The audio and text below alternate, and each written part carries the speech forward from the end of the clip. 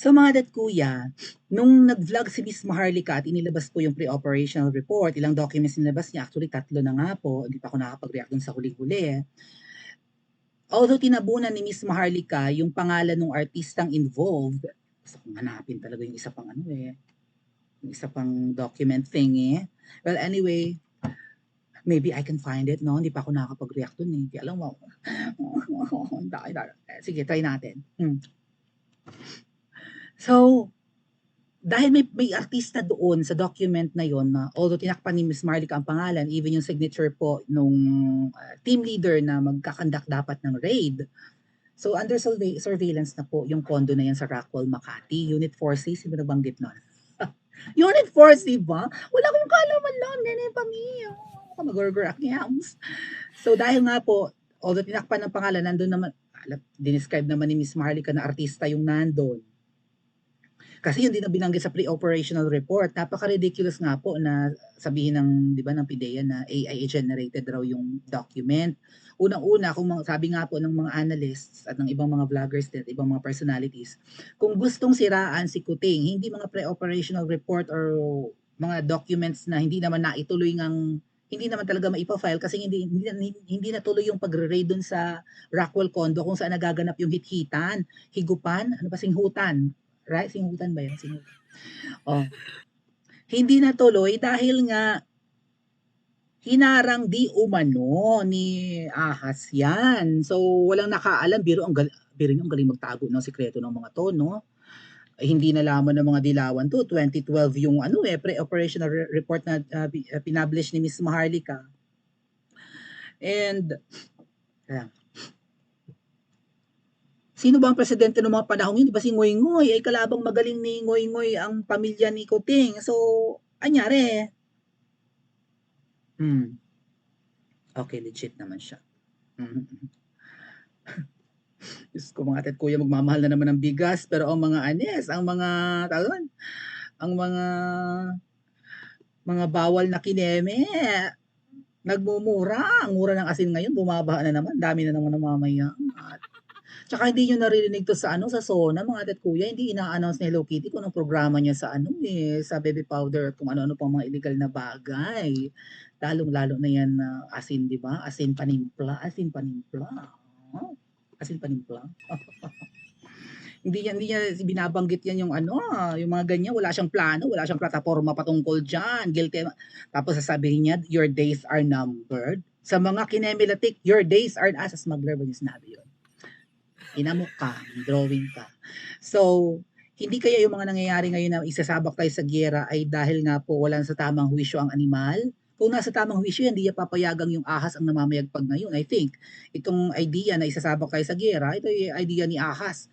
And bakit kuya yung mga politiko ng Ukraine, nagsipagyaman after ng giyera, alam na this. Dinurog ang bansa mo, yumaman kayo mga politiko. Bakit? Nagkandamatay ang mga constituents mo, ang mga mamamayan nyo, tapos yumaman ka, so may kita sa gera. At kailangan, gaano kahayok sa pera ang mga animal. Anyway, going back doon sa artista, nadadamay po siya. Although tinakpan yung pangalan niya, nakakalkal ang kanyang, 'di ba? Ang kanyang history, kung saan siya tumira at kung ano-ano pa man. So, ano kaya ang dapat niyang gawin? Total, mukhang okay naman na ngayon ang artistang to, unti-unti nanunumbalik. Pero ako, ang una nakapansin yan hindi ako, huli ko na lang nalaman mga kuya na balita pala yan talaga na na nasira ang buhay, nalulung sa kung ano man. Hindi ako aware, basta nawala na lang siya sa showbiz. Naintindihan ko na ang dai-dai kasing artista ng Katol, di ba? Ang Katol ay yung, alam niyo na, yung network na ang logo ay paganon-ganon. Pabilog-bilog na ibang kulay, may blue, may pula, may green, di ba? Parang Katol. So, kaya Katol Network ang tawag dyan. Ang dai nilang artista, sabi ko, baka isa na rin siya sa mga artista na nawalan talaga ng career, baka hindi kasundo ang mga directors and producers, baka maldita, balita nga po, nananakit ito ng katulong. Well, yung jowa naman ni Marimar, nananakit din daw ng katulong yun. Marami namang nananakit ng katulong, mga kuya. How much more pa yung mga mayayaman na mga antaas din ng tingin sa sarili. So, Hindi ko talaga nabalitaan 'to na nagbe-baby powder. Akala ko nawala na lang sa showbiz, nag-hiatus, baka nagpapahinga, baka walang masyadong kasundo sa dinami-dami ng artista, hindi mabigyan ng project. Pero ang galing-galing naman niya. Kataka-taka, yun pala may mga issue na nabangag Itechiwa. At ang chika, marami ang nagpapatotoo nito ha, allegedly ito daw ay jowa ng syupatembang ni Anis, si Butod. Di ba may syupatembang si Butod na siga-siga daw yan sa customs? Gwapo yan. Ang kanyang pangalan, katunog-tunog ng kumanta ng ano Anong kanta nga? Anong kanta nga siya sikat? Marami puro revival wala akong idea. Basta yung artistang, hindi, singer ito, singer. Oo. Sa bayan ni Regine. Charot. Lalaki ito. Siyempre. Di malulu. Ay, naging lalaki. Kinanta yung Be My Lady? Just One! Kinanta niya ito, Just One, diba? Kay muling makita ko. May ganyan din, may kanta rin siyang ganyan. Ano ba yun? Basta yung pangalan niya ay, itong singer na lalaki ay may jowa na makapal din ang labi niya. Na parang yung kinakain natin pag mainit. Popsicle? Popsicle yan. Ay, popsicle. Ang jowa ng singer nito ay popsicle ex-jowa. Parang aklain nga rin yan. Ganon. Syupatembang ito ni Bowtoad. Allegedly, naging jowa itong artista ng syupatembang ni Bowtoad.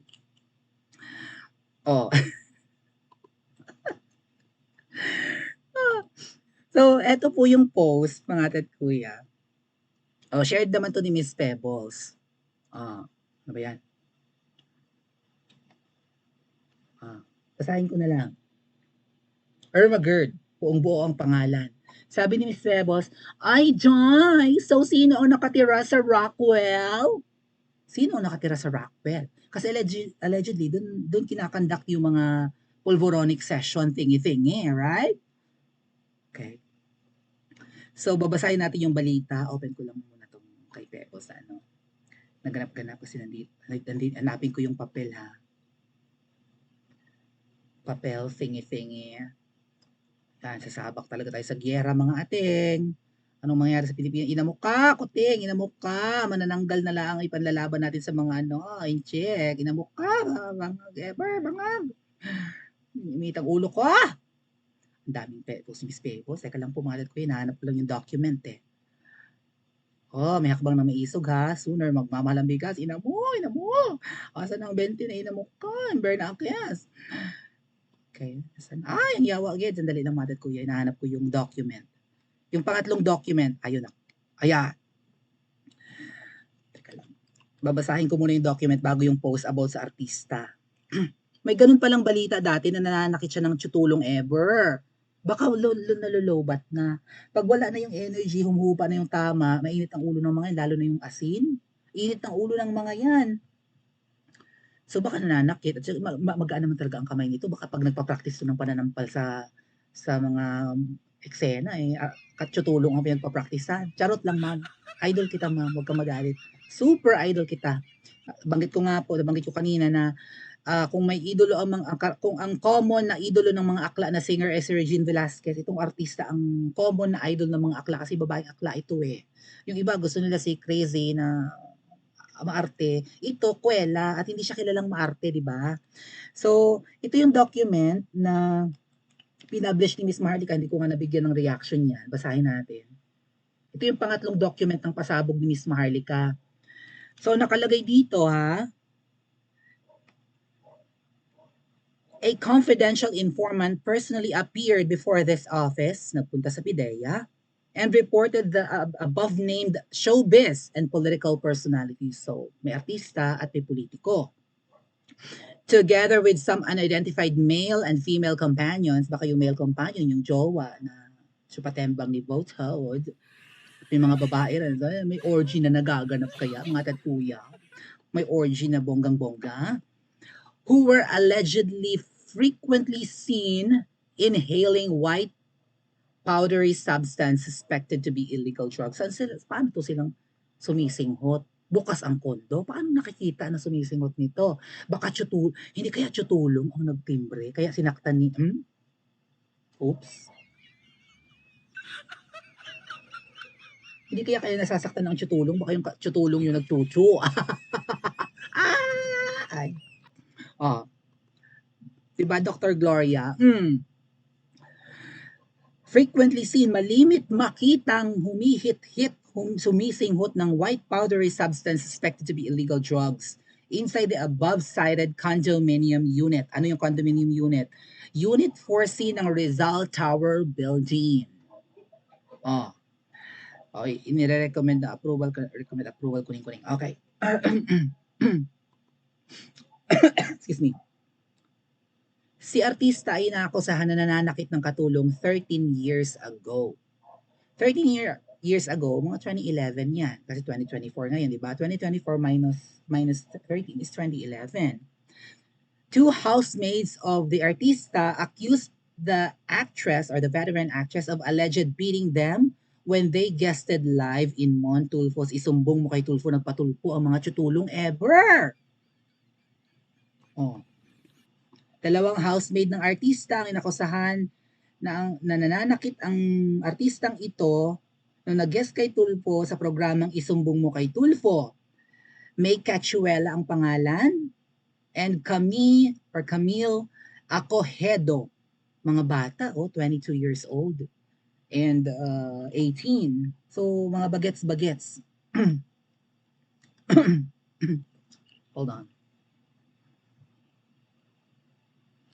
Nakita ko yung yung address. Ay, hindi makita ang address. Anyway. Mga bagets, si Camille at saka si May, ang mga tsutulong ever, na nagreklamo kay Tulfo, sinasaktan daw sila. Nangyari daw ng gabi. Kinabukasan, nagsumbong agad kay Tulfo. Maybe. Wednesday nga. Kasi Thursday pumunta, mga ate at kuya eh. 9:00.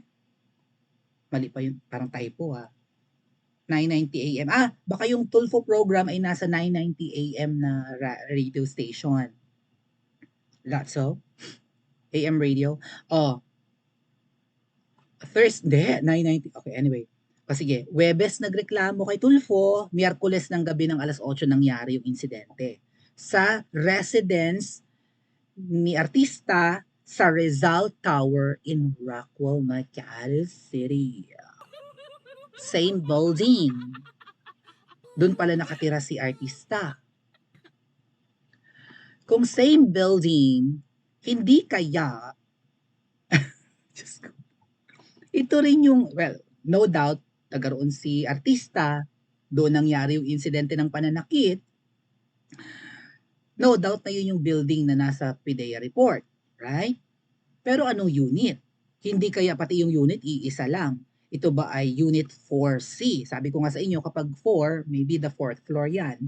Baka ABCD yung mga units sa 4th floor, di ba? A to Z halimbawa, kung ilan man yung unit na meron or ilang condo room or unit, whatever, ang nandun. So, pangatlong unit sa 4th floor ang i-raid dapat. Bigla ako napaisip mga ate at kuya, imposible naman nagsisession sila, bukas yung pinto para makita ng neighbor. Imposible yan, lalo sa condo, walang pakialamanan, di ba? Lagi naka-close yung pinto. Hindi kaya ang mga tsutulong na sinaktan ang nagchuchu sa mga pulis nang nagaganap sa loob? May sinisumot po sila powder po, parang powder. Inaayos-ayos nila doon sa lamesa. Ina-align nila, ginagamitan nila ng say, credit card or whatever, ATM card or karton or whatever na ganito ang tapos ginaganon, dinidivide.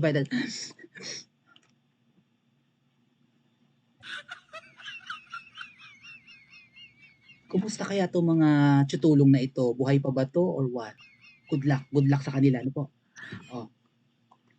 Baka kung okay naman sila ngayon, since matagal na to, baka hantingin ang mga ate at kuya. Yung mga nabanggit na pangalan ng tutulong kung sakasakali po na kayo nagchuchu, magtago po kayo, mag-ingat po kayo. Well, for sure, tatakutin lang kayo, ipapadina ito sa inyo. Pero nagreklamo sila na sila daw isinasaktan ng artista. Si Terry daw ay nakatira sa Rizal Tower, Rockwell, Makati 13 years ago. Ano kaya ang exact address sa Rizal Tower ni Terry? Huwag mo akong materi-teri. Mag-corroborate kaya ang Exhibit A, B, and C ni Maharlika? Kasi dinidiscuss po talaga ito eh. Oh. So, paano kung iba na yung owner? Baka mamaya, nung si artista ay, kung kanya yung Unit 4C, baka iba na yung owner ngayon. Baka naghirap si artista, and may mga bad memories yung nandun, di ba? Muntik-muntikan pang mahuli ng PIDEA enforcers, kung gano'n nga, kung totoo yung documents ni Miss Maharlika. So may mga bad memories, baka binenta na. Ngayon na umiinit yung Rockwell Tower, Rizal Tower in Rockwell, tapos nababanggit yung Unit 4C, halimbawa na lang may bagong owner yan ngayon, kinakabahan na yung mga yun, baka mamaya makaladkad sila sa issue, sila mapagbintangan na, kayo palang owner ngayon ha. O, di may alam kayo sa nangyari, I don't know, paano sila makakaladkad sa kahihiyan. Baka mamaya ibenta na lang yung kung sino man ang bagong unit owner at baka mamaya yung artista pa rin yung unit owner, baka ibenta na lang yan agad-agad para ngayon ano ang dapat gawin ng artista mga dad kuya? Dapat ba siyang magpa-interview at i-deny ito? Or maybe baka i-pressure siya magpa-interview ka kung ayaw mo magulo ka na naman. Totoo kayang jowa siya ng, well, maraming nagkiklaim yan eh. 'Di ba? Parang common knowledge na jowa siya nung syupatembang ni Ahas, 'di ba? Kung jowa niya yung syupatembang ni Ahas, is is it suffice to say na ano, na yung syupatembang ni Jahas ay mahilig din sa Goldilocks? It runs in the family? Tatanong lang tayo. Kung yung syupatembang ni Jahas ay gumagamit ng Goldilocks or mahilig, favorite ang Goldilocks, favorite din kaya ito ni Jahas? Kung favorite ni Jahas, so okay lang sa kanya na favorite din ito ng kanyang jowa. Tapos yung jowa niya, nakita di umano na, di ba yun nga yung sabi, nag-i-inhale. Ay, nasa PIDEA report eh. Tapos sasabihin na, ano yan, peke, tinakpan na nga lang po para, di ba? Pati pangalan ng artista tinakpan, yung pirma nung PIDEA agent tinakpan, pero well, umiinit ang usapan, pati yung artista nakakaladkad sa kahihiyan for sure. I don't know, we don't know her that much, although public figure din siya dahil nga po artista, tumigil na kaya siya. Basta ang una ko pong na-notice dyan nung in-interview yan ni, was it Aiko? Kay Aiko ko ba siya unang nakita ulit? May YouTube channel na po ito eh. And kahit sa YouTube channel niya, mapapansin niyo po, humingiwi talaga siya. Parang naglalak yung panga niya eh. There is such a thing as coke jaw, mga ate at kuya, and bruxism, yung pag-grind ng teeth, ganon. And also naglalak yung panga. Coke jaw nga ang tawag. Medical term yan ng mga, di ba, yung naglalak yung panga as a side effect ng Coca-Cola. Whatever, Coca-Cola. Bebe powder. And ang alam ko po, hello din po sa third floor studio or sa kina Pami at kay Kuya Marlon, na pinangalanan po nila yata ng buong buo yung dalawang agents. Ay, no. Sa extraction yata yung pinangalanan nila. Extraction hindi pala dito sa magpa-interview daw kayo mga sir. Isa pa yan sa issue ni Ma'am Shikels na di ba matindi. Kaya di ako nagsasalita pa tungkol dyan, baka magurgur na ako ng bonggang-bongga. Pero dito po, sa kakalagad na si artista, ano po kaya ang dapat niyang gawin? Magpa-interview siya, i-deny niya to? Kasi nakakaladkad po siya eh. Kahit di siya pangalanan, parang familiar ang marami. Hindi ko nga mini-mention pangalan niya kahit nakikita niyo naman, di ba? Or alam niyo na kung sino tinutukoy. And may relation sila eh, di ba? Allegedly, jowa niya yung syupatembang ng jowa ni Hello Kitty. So parang ano sila maghipag, kinakapatid kung sakali nagkatuluyan, ano matawag? Kinakapatid, mag-igsuon, ano ba? Jowa niya yung syupatembang ni Jahas, si Jahas jowa naman ni Hello Kitty, so meron talaga silang common denominator, tingi-tingi, may magkakilala. So, tatahimik rin kaya si artista katulad ng ginagawa ni Hello Kitty para mamatay ang issue na ito? Or magsalita siya? Kung magsasalita siya, hindi kaya siya sindakin ni Butol? Hindi kaya siya magkaroon ng death threat or pagbantaan ng kampo ni Butol, kampo ng kadiliman? Paki-comment nga po sa comment section at mag-like and subscribe din po kayo.